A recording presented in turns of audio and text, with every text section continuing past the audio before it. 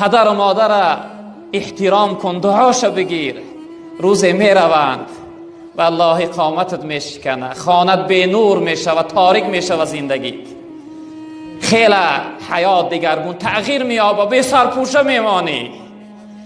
باورم نیست پدر رفتی و خاموش شدی، ترک ما کردی و با خاک هم آغوش شدی.